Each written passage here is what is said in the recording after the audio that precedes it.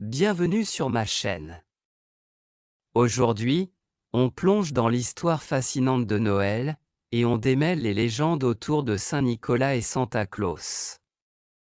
Vous êtes-vous déjà demandé si ces deux figures sont la même personne ou si elles ont des origines distinctes? Restez avec nous pour tout savoir. L'origine de Noël. Noël est avant tout une fête chrétienne célébrant la naissance de Jésus-Christ. Mais ses origines remontent aussi à des célébrations païennes comme le solstice d'hiver, où l'on fêtait le retour de la lumière. Aujourd'hui, Noël combine des traditions religieuses et des coutumes populaires, comme l'échange de cadeaux et la décoration du sapin. Le mot Noël trouve son origine dans le latin natali, signifiant relatif à la naissance. Ce terme était utilisé pour désigner la fête célébrant la naissance de Jésus-Christ, appelée Dies Natali Christi, jour de la naissance du Christ. En latin populaire, Nathalie est devenue Nathalie Dies, puis s'est transformée en Naël en ancien français, pour finalement donner Noël. Cette évolution linguistique s'est inscrite dans un contexte où les fêtes chrétiennes adoptaient des noms latins en rapport avec leur signification spirituelle.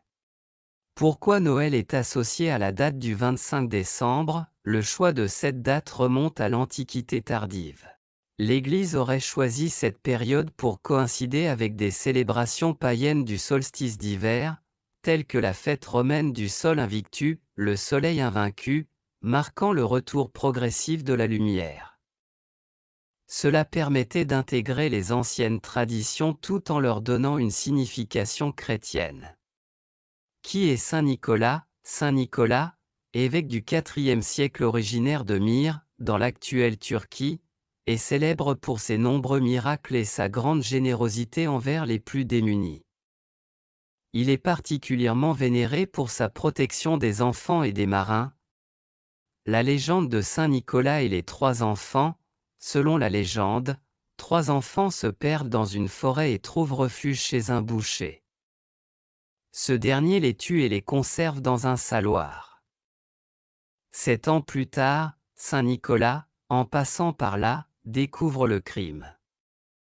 Grâce à ses prières, il ressuscite les enfants, confirmant ainsi son rôle de protecteur. Cette histoire illustre sa bonté et sa capacité à accomplir des miracles. La fête de Saint Nicolas. La fête de Saint Nicolas, célébrée le 6 décembre, est particulièrement populaire en Alsace et en Lorraine. Défilés, marchés et distribution de friandises rythment cette journée festive. Saint Nicolas est traditionnellement représenté en évêque, vêtu de sa mitre et tenant une crosse.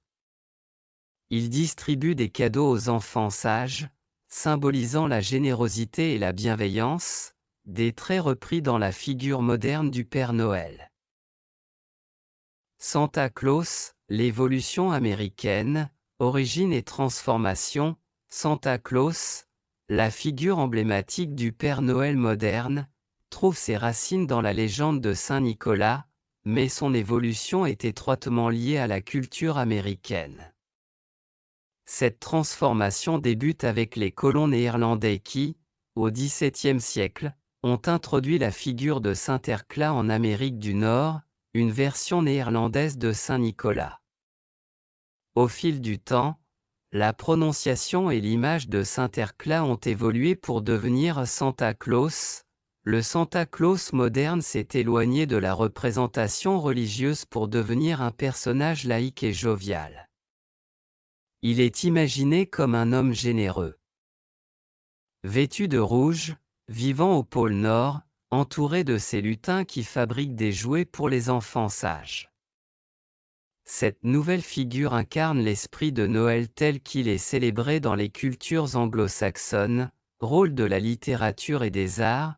La figure de Santa Claus a été façonnée au XIXe siècle par des œuvres littéraires et des illustrations. En 1823, le poème A Visit from Saint Nicholas, souvent appelé The Night Before Christmas, de Clement Clark Moore a popularisé l'idée d'un Santa Claus volant dans un traîneau tiré par des rennes. Peu après, l'illustrateur Thomas Nast a renforcé cette image en publiant des dessins de Santa Claus dans le journal Harper's Weekly. Ces illustrations ont contribué à fixer son apparence, notamment son costume rouge et blanc.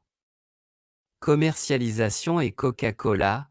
Dans les années 1930, la publicité a joué un rôle clé dans la diffusion de l'image actuelle de Santa Claus. La campagne publicitaire de Coca-Cola, lancée en 1931 avec des illustrations de Haddon Sundblom, a transformé Santa Claus en une figure universelle et chaleureuse. Ces publicités ont immortalisé l'image d'un Père Noël jovial, généreux et bienveillant, qui est désormais indissociable de Noël. En Russie, l'équivalent de Santa Claus est Ded Moroz, ou au grand-père Gel. Issu de la mythologie slave, il symbolisait autrefois les forces du froid mais est devenu une figure bienveillante associée aux célébrations hivernales. Il porte un long manteau rouge ou bleu, une barbe blanche et voyage en troïka, traîneau tiré par 3 chevaux. Il est accompagné de sa petite-fille, Snegurochka, la Vierge des Neiges. Ded Moroz joue un rôle central dans les célébrations du Nouvel An, une tradition renforcée sous l'ère soviétique après l'interdiction des fêtes de Noël. Sa résidence officielle se trouve à Veliki Ustyu, une destination prisée pendant les fêtes. Unification des traditions. Au-delà de ses racines européennes, Santa Claus est devenu un symbole global de Noël, fusionnant traditions religieuses, culture populaire et aspects commerciaux. Cette figure moderne incarne les valeurs de générosité, de joie et de célébration, tout en s'adaptant aux différents contextes culturels et sociaux à travers le monde. En somme, Noël, Saint-Nicolas et Santa Claus sont les facettes d'une même fête qui évolue au fil des cultures. Que vous célébriez l'un ou l'autre, l'essentiel est de partager des moments de bonheur avec vos proches. Si vous avez aimé cette vidéo, pensez à liker, commenter et vous abonner. Joyeux Noël à tous et à très bientôt pour une nouvelle aventure culturelle.